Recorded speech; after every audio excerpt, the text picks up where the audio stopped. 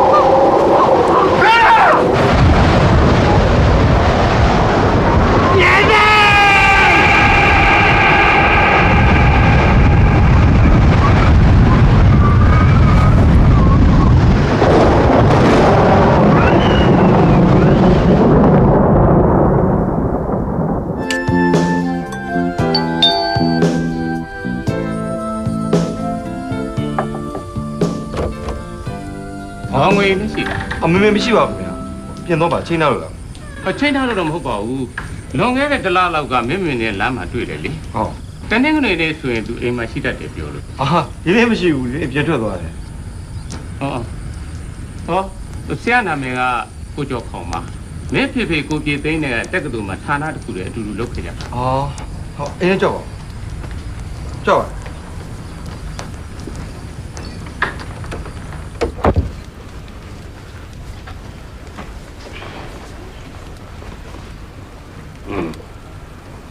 ဒီကမုံမင်းလေးတော့တော်ကြီးတာမှာ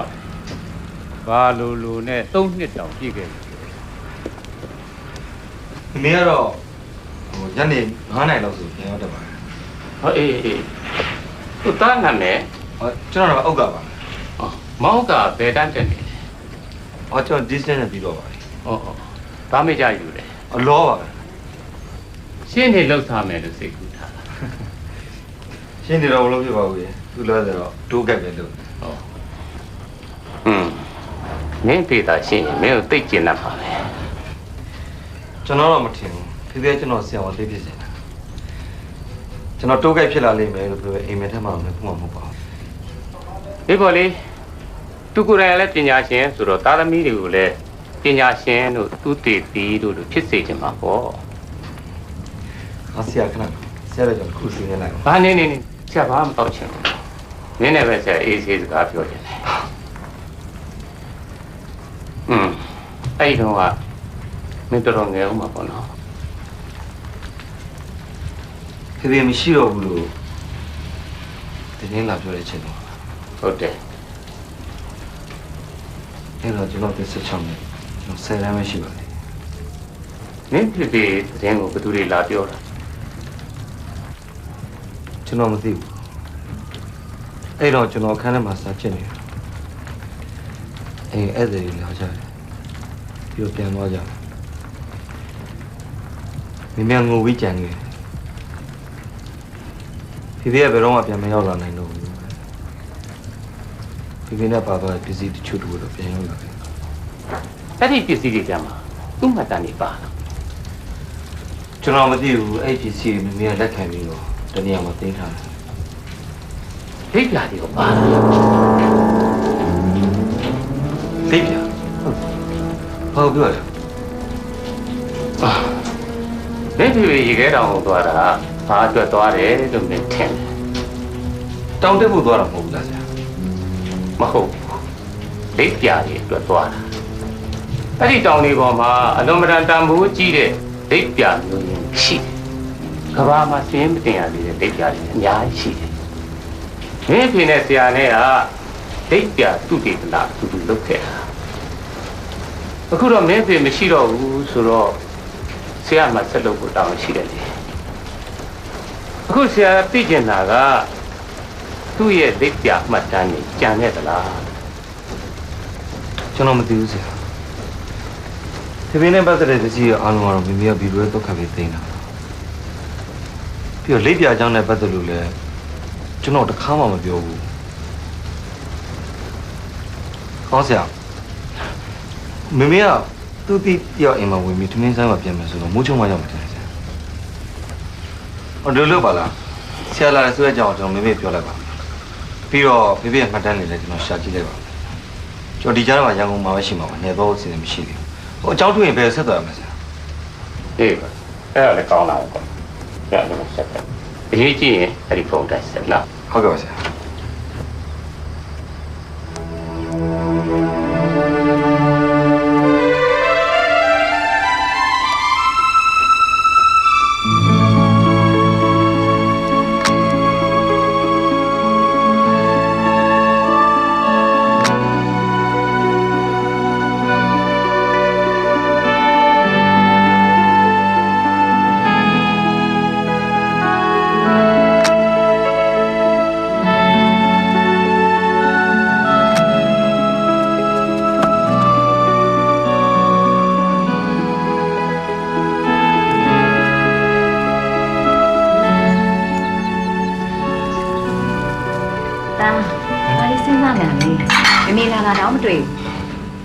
ဒီမှာသားတက်တဲ့ကော်ပြန်ချုံရင်းဝေးလာတာ။ကိုယ်ကမင်းစားပြီလား။ဟုတ်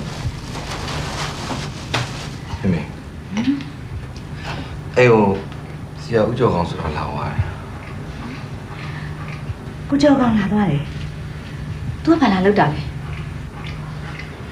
ဖေဖေရဲ့လက်ပြမှတ်တမ်းတွေသိကျင်တယ်လို့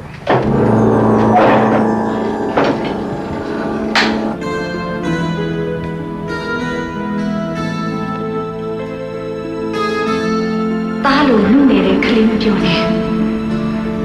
အတွေ့အကြုံရင့်ကျက်တဲ့တောင်တဲ့သမိုင်းတောင်မှာ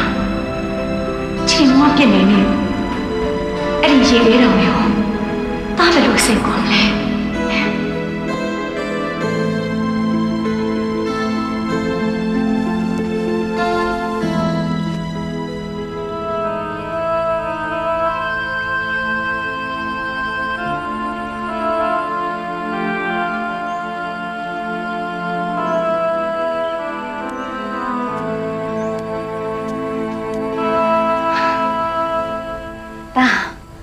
တာနိုးနေပြီလားဒါတညလုံးမအေးသေးဘူးဟမ်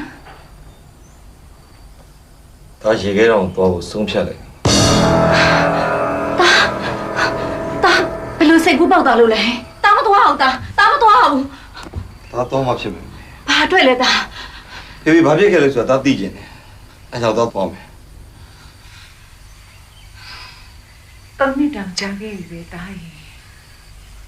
ဘာမှထူးကြမလာတော့ပါဘူးဒါစိတ်ကူးရင်တဲ့ကိစ္စမဟုတ်တော့တာဒါတယောက်နေနေသူ့ဖေနောက်ဆုံးအသက်ရှင်ခဲ့တဲ့နေရာတော့သိကျင်တယ်လို့လေဟေးဖေဖေကဘယ်လိုဖြစ်ပြီးတော့တည်သွားလဲ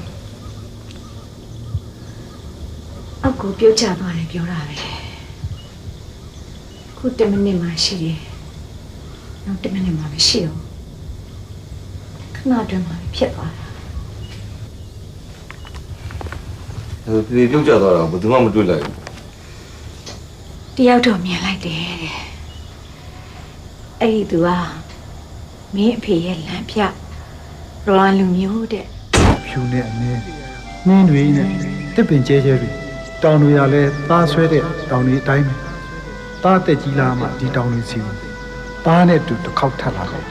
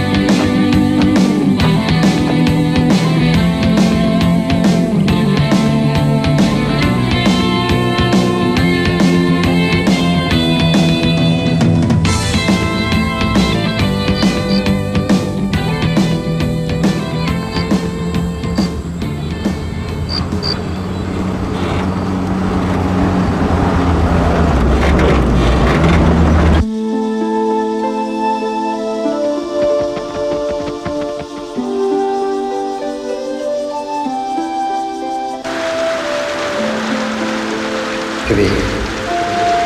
ဒီတဲ့ကောင်းတဲ့ကဲကိုကနေရှိတယ်တပည့်မှတ်တမ်းထဲမှာပါတဲ့ကဲကိုကျွန်တော်ပြောအခုကျွန်တော်ပြရတယ်ကောင်းခဲ့တဲ့တုံးတွေကညအိတ်ခဲ့တယ်ဖြစ်နေတယ်တပည့်ရှောက်ခဲ့တဲ့ပုံစံတိုင်းကျွန်တော်ရှောက်ခဲ့တယ်တပည့်ချီရတိုင်းနင်းတပည့်စီကျွန်တော်ထားနေပြီ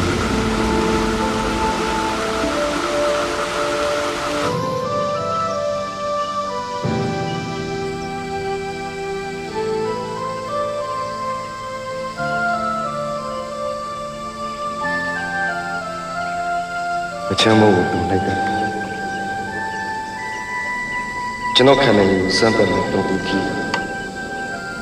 အန်ရီရနဲ့ပြင်ဆင်ဆုံးကြည့်နေပြီသူတို့ရဲ့စင်ခေါ်တယ်ကျွန်တော်ကြားနေတယ်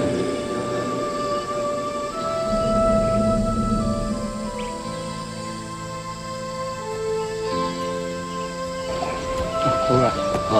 ခင်ဗျာရေကောင်းပြီးနေတယ်ခါနမနဲ့စီစဉ်ထားပေးတယ်စီစဉ်အောင်လို့နော် ဟုတ်ကဲ့ကျေးဇူးပါပဲဗျာကြာလည်းကျွန်တော်ဝင်ခဲ့အောင်မယ်နော် ငဲပါအောင်ကျွန်တော်လည်းကြိုနေပါမယ်ခင်ဗျာခင်ဗျာအားလုံး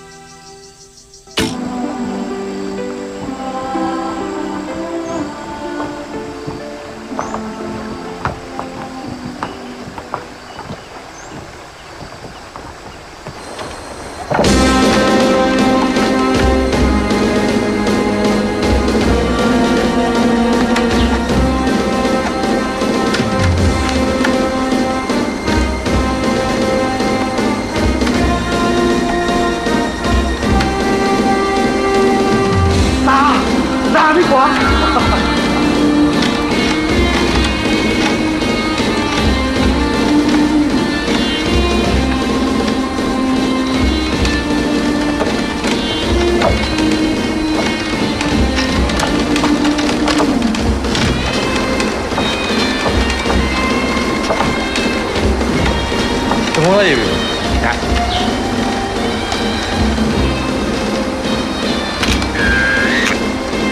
ကြာလာ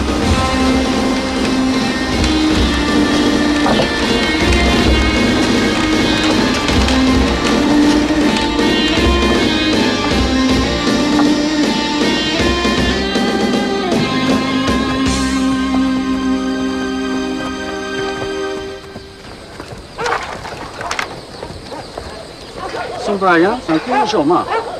锅吃面锅吃。哦哎，这样不行嘛。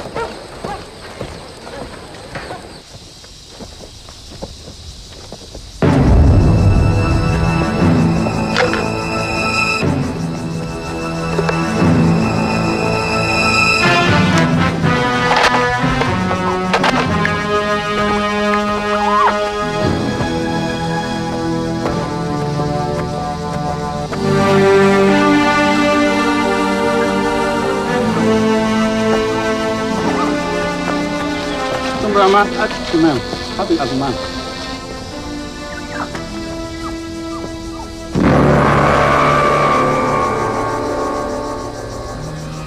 Sibu, ini betul deh. Cabai lam ni. Cabai, ni ya tahu ya lo cabai. Kita tahu lu macam apa? Jangan nak tahu. Yang awal lah. ဒီတပ်ပုံနဲ့လူတွေ့ကျင်လို့ရန်ကုန်နေလာခဲ့ကျွန်တော်စောင့်လို့ရမှာမလို့တပ်ပုံကိုဘယ်ကရတယ်လဲအဲ့တပ်ပုံကလွန်ခဲ့တဲ့3နှစ်လောက်ကကျွန်တော်ဖေရိုက်ခိုင်းတပ်ပုံအဲ့တပ်ပုံနဲ့လူကကျွန်တော်ဖေကိုလမ်းပြလို့ရေခဲတောင်ခေါ်သွားခဲ့အဲ့ခီးစင်မှာကျွန်တော်ဖေကြောက်သွားပြောဘူးလေအခုလာတာဘာကိစ္စလဲရေးအောင်ပါကျွန်တော်တောင်တက်ဖို့လားတောင်တက်ဖို့တော့မဟုတ်ဘာပဲဖြစ်ဖြစ်ငါအဖေကတော့ကြက်မှရေးမကောင်းဘူးမင်းကိုလမ်းပြပေးနိုင်မှာမဟုတ်ဘူးတခြားလမ်းပြသွားရှာပါကျွန်တော်ခင်ဗျားဖေကိုစောင့်နေတယ်စောင့်ချင်လဲစောင့်ပေါ့ကျွန်တော်ဒီအိမ်ကမစောင့်နေတယ်အေးစ ကျေးဇူးပဲငါနာမည်ဖုန်တီးတာ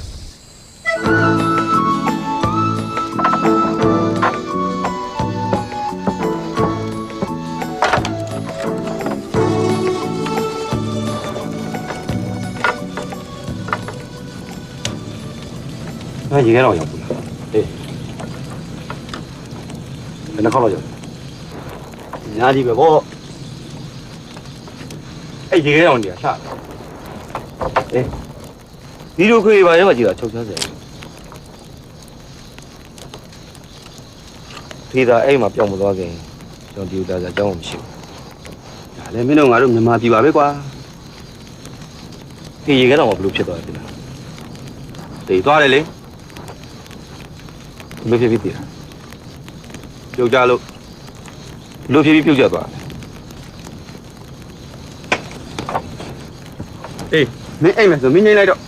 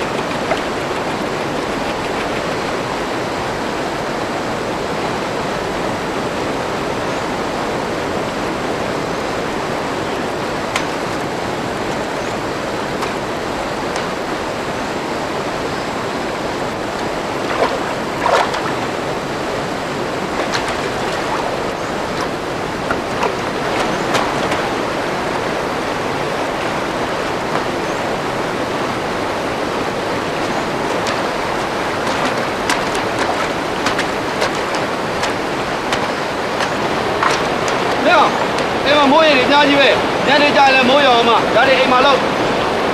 ရောက်လာပါတော်လိုက်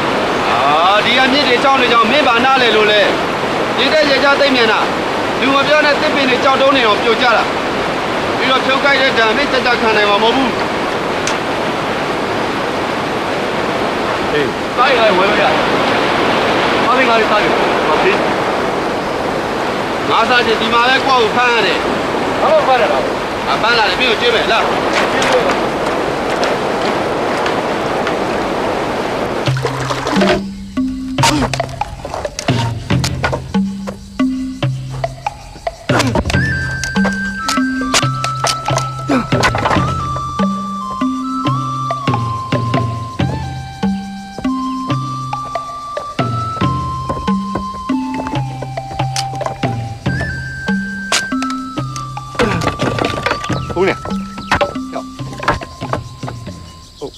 你快点听那个，让我都查了没呢？啊，你没在呢，你不在哦，听那个说你了。这不我听，外国快别来了。干嘛？他的要不来了啦，来听没？要来我来来。啊，老不要花面嘞。这种西部呢？嗯。别的嘛，天快了，来来来吧，我。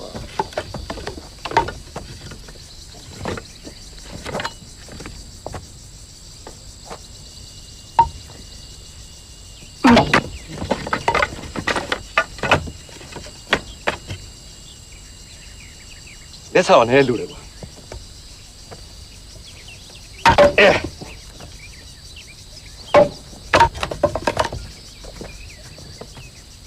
အကောဖော်သေးရမ်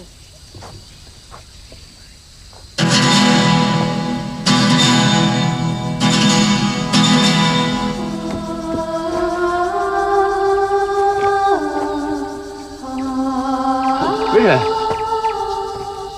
အဖေကစားစားတဲ့ဝါရပန်လီခဲနီခန်းရရှိနေလောင်းတန်ငါကိုအဖေရမှာအနမ်းမဲ့ဇီဝပမခေါ်ခင်အဖေနဲ့အဟုံးလမ်းရလော်ရငောင်းအနမ်းဖိနေခါရခဲနေရီဟုတ်ကဲ့ငါနမနန်ပေးရမ်းနဲ့ပြရဒါအုတ်ကားတဲ့အဖေနဲ့တွေ့ဖို့လာစောင့်နေတဲ့အသက်အဖေနဲ့တွေ့ပြီးပြန်မှာကျွန်တော်နာမအုတ်ကားပါအော်ဖမ်းမဖမ်းမ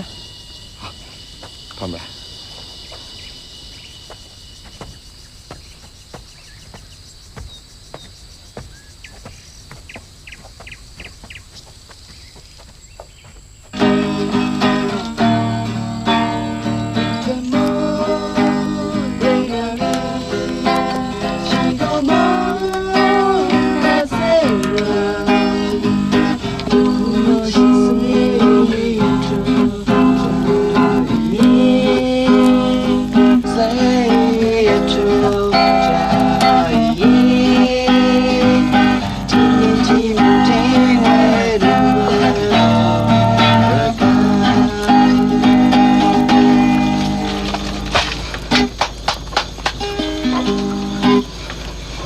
人这么些高手，手来高人了。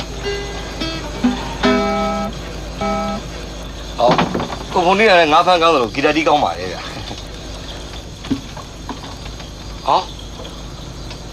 别人，别人吃到脸的怎么票给他吧？哎呀，哦，哟，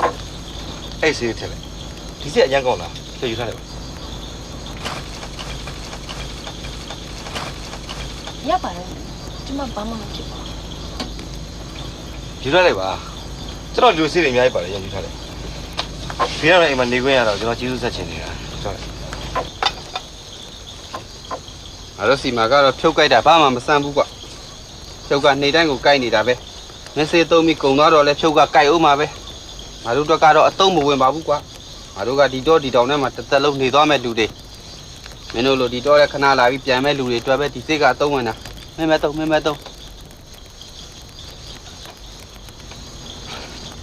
ဟောပြီးတော့ဟိုခွန်ကြီးရတော့မိသားစုတွေလေကျွန်တော်အသားဘူးတွေပါသေးတယ်အများကြီးပဲကြပြရယူထားလိုက်လက်ဆောင်ပေးရမယ် 给你怕是当天就是给你去浪了မလို့ရှိနေ အကိုပဲယူတော့ပါလမ်းမရိတ်ခါလေးလို့တယ်လေ အများကြီးပါတယ်အိမ်ထဲမှာအများကြီးပဲလောက်တယ်ယူထားလိုက်ပါ အကိုခကြီးကပြန်လာလို့ပုံမပဲကျမယူထားလိုက်မယ်နော် ခဲပြီးရောတောင်းနေသေးလား ဆယ်တန်းအောင်တယ်ပြီ 10ထောင်လေပြီ ဩဒီပညာတတ်တယ်ပဲတုတ်သက်ဆက်တက်ပါ ကျမတူနာပြုတ်တက်သူဆက်တက်မှာ နည်းနည်းစားလို့ပေါ့ အကိုကဆရာမိုက်တော်ရင်းနဲ့ဆက်နာမယ်မှတ်မိတယ် သိမှတ်မိတော့ပြေးလာ မင်းတို့စုံဖူးကြသလား အော်စုံမှုတယ်ဟိုဘက်ရွာမှာတော့လေကျွန်တော်ခြေတော့ကြော့ကြိုက်လို့အဲ့ဒါဆာမိုက်ဒေါ်ရင်းနေစားတော့ပြတာအဲ့မှာတစ်ခါပဲစုံမှုတယ်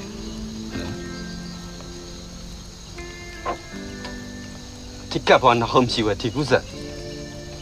ဟောဝနာရမ်းပြီဒီယူမ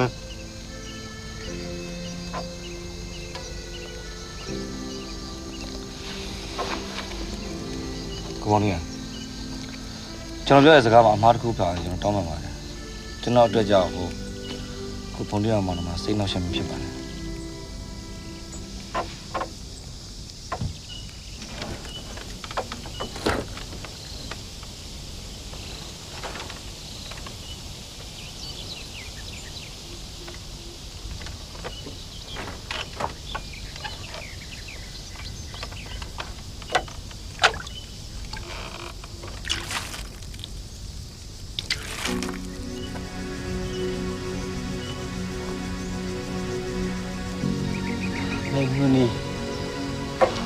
မင်းမနီ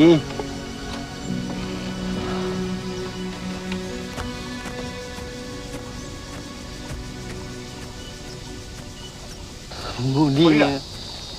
ကျွန်တော်ကြပြဿနာတက်နေလားဖေးရပြန်မလို့ပါနဲ့ဗျာကျွန်တော်ပဲသွားလိုက်ပါရပါကိစ္စမရှိတော့ကျွန်တော်ရွတ်ပြင်းတဲ့ပါအပြင်မှာတဲထိုးဝေးစောင့်နေလို့ရ မဟုတ်ပါဘူးကွာသူ့ကိုမပြန်အောင်ငါပြောနေတာပါဟမ်ကဲပြီးတယ်ငါစကားကိုနားထောင်မပြန်နဲ့အောင်ငါအတွက်ဘာမှလုံးမပေးချင်နေတယ်မအဲ့တဲ့တော့တစ်ခုခုသွားလို့ပေးလိုက်အောင်သွား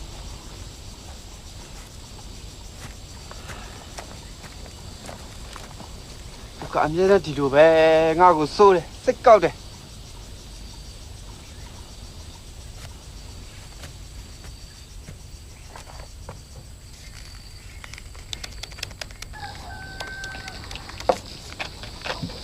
ကိုအုတ်ကဝယ်လာတဲ့အဲ့ဒီအထုံးနဲ့ဘေးရမူတာဝယ်လာတဲ့ဒီမွန်းနဲ့ပဲအဲ့ခံရတာသိလား ဟုတ်တယ်ခါညီမနှကမ်းဝင်တယ်နော် ဘေးကတော့လိုက်အောင်မှနှခမ်းမပေးနေပြီ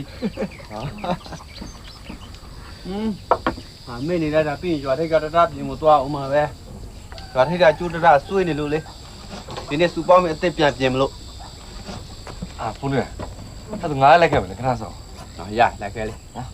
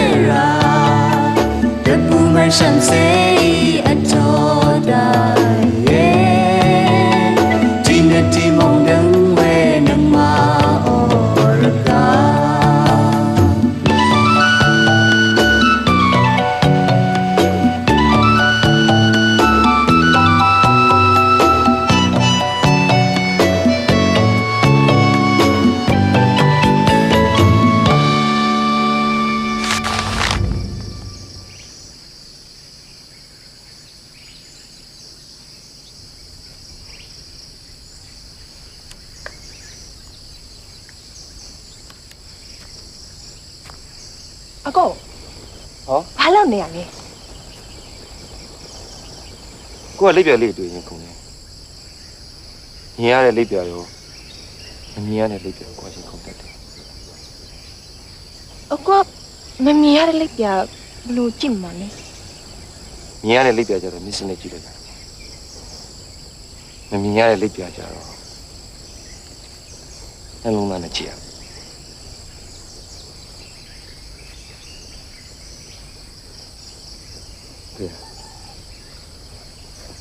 ဟုတ်နှလုံးသားနဲ့ကြည့်တယ်ဆိုတော့ခံစားရကြည့်ရလို့ပြောတာပါလောကမှာလေမမြင်ရမကြားရပေမဲ့လည်းခံစားလို့ရတဲ့အရာတွေအများကြီးရှိ ခံစားတယ်ဆိုတာဘာလဲဆိုတာတော့ကျမနားလဲတယ်အကိုရေခဲတောင်ပေါ်ကပြန်လာရင်ကျမတို့လိပ်ပြာလေးတစ်ကောင်ယူခဲ့နော်တောင်ပေါ်မှာကပောက်မှာအရင်ရှာပါတဲ့လိပ်ပြာလေးရှိတယ်ဟုတ်တယ်ပြောတယ် ဒီကမြင်ရတဲ့လိပ်ပြယူမှာလားမမြင်ရတဲ့လိပ်ပြယူမှာလား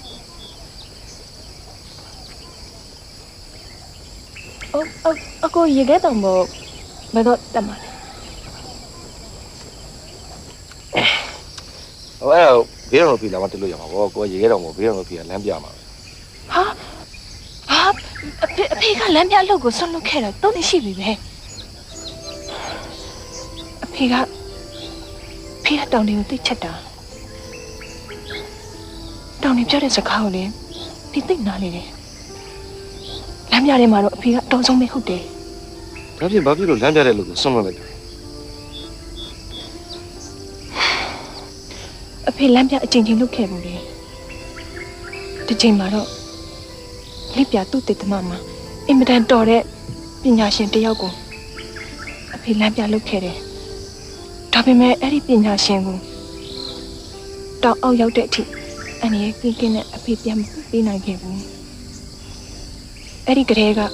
အဖေသူ့ခုံအယူဆုံးအမျက်နှိုးဆုံးဒီအလုပ်ကိုဆွန့်လွတ်ခဲ့တာအဖေကလေသူ့ရဲ့တောင်းမကြည့်မှုအတွက်လည်းအမြဲတမ်းကိုစိတ်ထိခိုက်နေတာလေဟောဒီရေခဲတောင်နဲ့ဝေးတဲ့နေရာကိုလေကျမတို့ဘလို့မှကိုခေါ်သွားလို့မရဘူးဟုတ်တယ်ကျမတို့မောင်နှမကိုတော့ဟောဒီရေခဲတောင်နဲ့ဝေးတဲ့နေရာမှာပညာသင်ပေးခဲ့တာကျမတို့ကအဖေကိုတွေ့ချင်ရင် အခုလိုပဲပြန်လာကြရတာ ဖေးရအဖေနောက်ဆုံးပို့ခဲ့တယ်လိပ်ပြသူတည်သနာပညာရှင်ဆိုတာကိုဖေး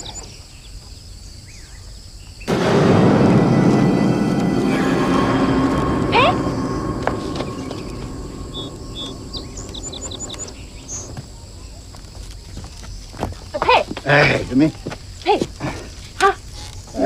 အများကြီးပါလာတယ်နော် အများကြီး ဒီကောင်းတော့ အေးပုံကြည့်တဲ့ငင်းလား ဟုတ်ဘူးဖေငငငါအဲ့တဲ့အဖေနဲ့တွေ့ချင်လို့တဲ့ ဟုတ်ကဲ့ပါကျွန်တော်ကမှအုတ်တာပါ အေး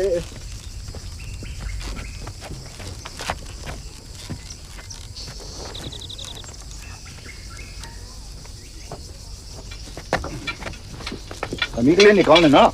ကောင်းတယ် အဲကောင်ကလေးဘာကြောင့်ငါတွေးချင်တာတော့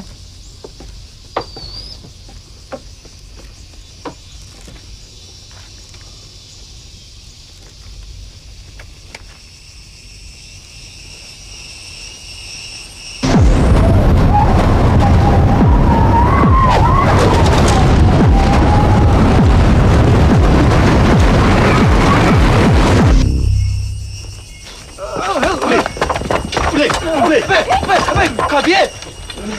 别卡别，别，我别慢了，我们飙下去，你家嘛飙，